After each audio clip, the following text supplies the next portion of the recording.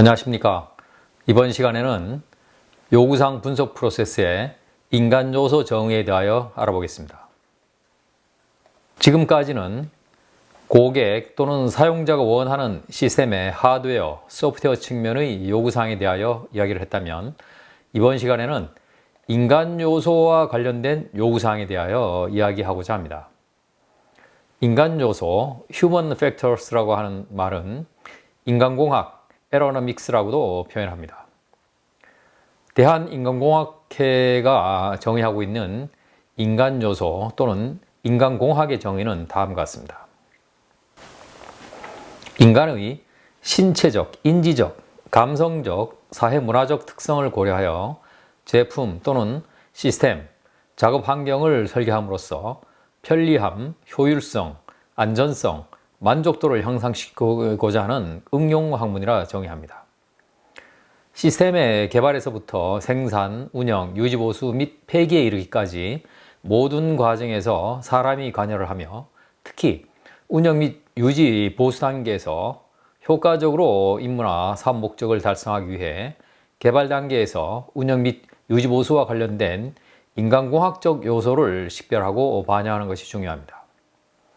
이와 같은 인간공학적 요소를 식별하고 정의하기 위해서는 임무나 사업 목적을 달성하기 위한 과업 수행과 관련된 다양한 인간공학적 고려사항을 식별하고, 식별된 요소들 중 절충할 수 없는 제약사항과 절충 분석을 통해 변경 가능한 요소들을 구분하여 정의하는 것입니다. 인간공학적 고려사항은 다음과 같이 분류할 수 있습니다. 첫째, 인체 측정 요소. 둘째, 감각적 요소. 셋째, 생리적 요소. 넷째, 심리적 요소. 다섯째, 기타 요소입니다. 하나씩 살펴보도록 하겠습니다. 인체 측정 요소는 인간 신체의 물리적 치수로서 키, 몸무게, 팔 길이, 손의 크기 등을 말합니다.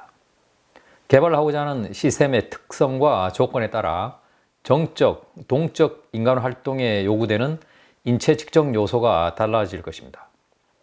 인체 측정 요소가 특별히 고려되는 부분은 시스템의 운영 및 통제실이나 통로, 유지보수와 같은 부분이 될 것입니다. 함정의 경우 실내 공간 제약이 많고 신속 정확한 활동이 요구되기 때문에 인체공학적 고려사항을 면밀히 검토하고 적용합니다. 함정에서도 수상함과 잠수함의 공간 조건이 다르기 때문에 효율적이고 안전한 과업 수행을 위한 인체 측정 요소를 만족하는 공간 및 장비 배치, 그리고 사용자 인터페이스 설계가 달라지게 됩니다.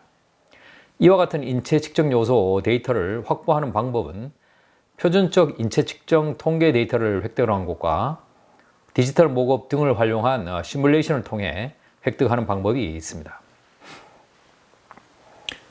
인체 측정 요소 데이터 범위를 벗어나는 활동을 수행해야 할 경우는 작업의 비효율과 피로 증대, 안전사고, 시스템 고장 등의 리스크가 높아질 수밖에 없음을 이해할 수 있습니다.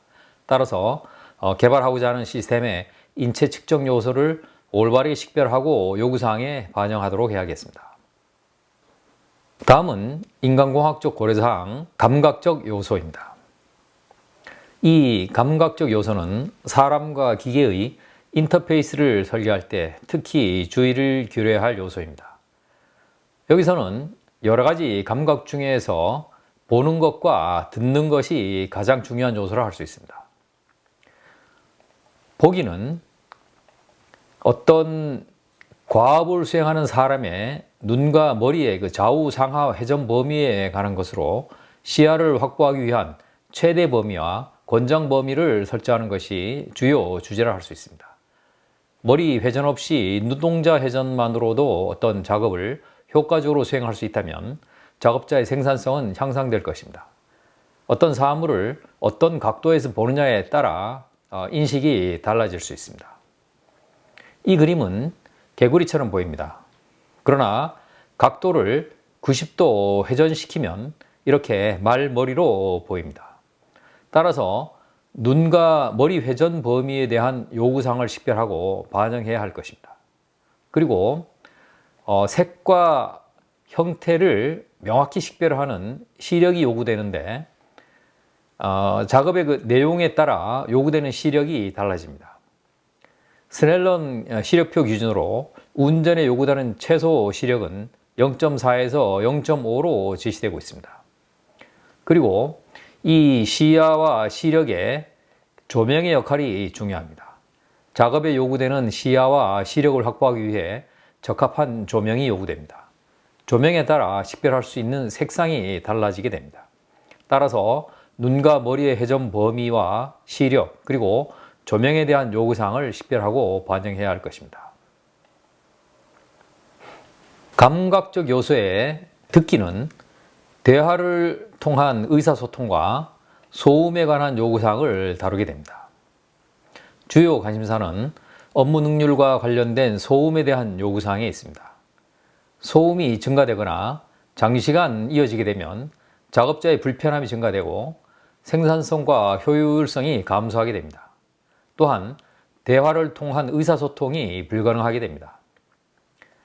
오른쪽 표는 미국 산업안전보건청 표준 허용 소음 기준이고 아래쪽은 우리나라 허용 기준입니다.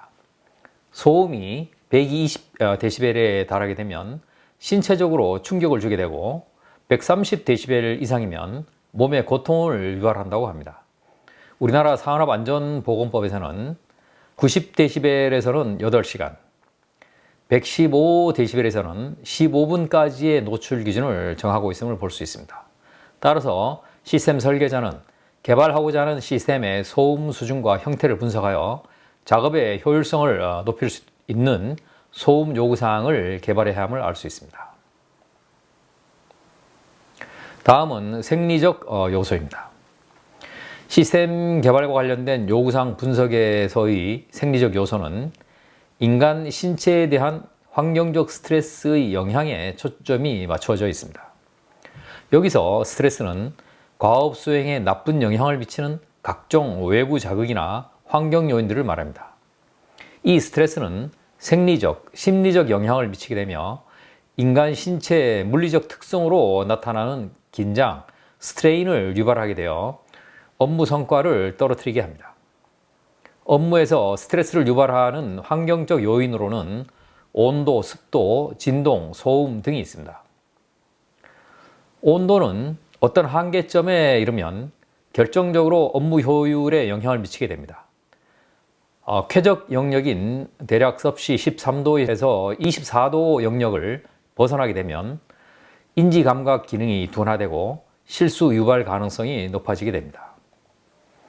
습도는 열과 함께 작업 효율을 떨어뜨리는 주요 요인이며 습할 때보다 건조할 때 더 높은 온도에서 견딜 수 있게 됩니다.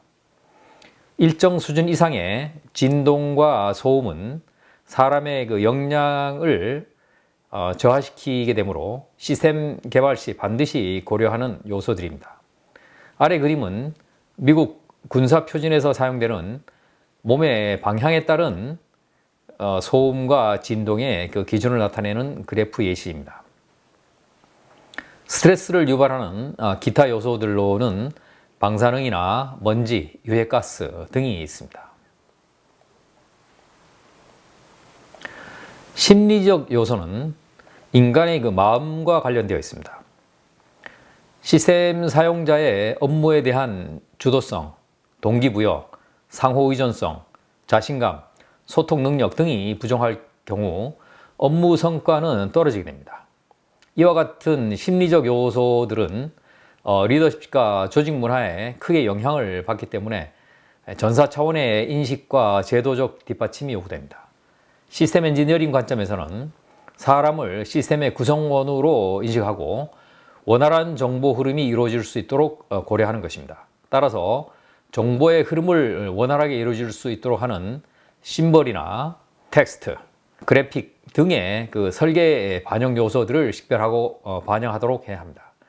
이 같은 활동을 올바르게 수행하기 위해서는 사람의 정보 처리 프로세스와 능력에 대한 이해가 필수적입니다. 지금까지 인간 요소 또는 인간공학 요소에 대하여 알아봤습니다. 오늘날에는 UI, User Interface, UX, User Experience, 디자인이라는 그 용어가 널리 확산되고 있습니다. 보다 인간의 특성과 한계에 적합하도록 사용자가 시스템이나 서비스의 기능 그리고 프로세스를 넘어 이용하면서 느끼는 감정이나 행동과 같은 경험을 반영하여 설계하는 것을 말합니다. 즉, 보기에만 좋은 디자인을 넘어 사용자가 유용하고 편리하며 바람직함과 같은 좋은 감정을 느낄 수 있도록 설계하는 것을 말합니다. 어린아이들에게는 스마트폰을 주게 되면 가르쳐주지 않아도 직관적으로 사용을 할 수 있도록 하는 것과 유사합니다. 오늘날 UI, UX 디자인은 시스템 개발의 성공성에 매우 큰 영향을 미치고 있기 때문에 신제품 개발 프로젝트 초기 개념 설계 단계에서부터 UI, UX 디자인 팀을 참여시키고 있는 그런 추세에 있습니다. 이상으로 인간 요소 또는 인간공학 정의에 대하여 알아보았습니다. 다음 시간에는 요구사항 베이스라인 설정에 대하여 알아보도록 하겠습니다. 감사합니다.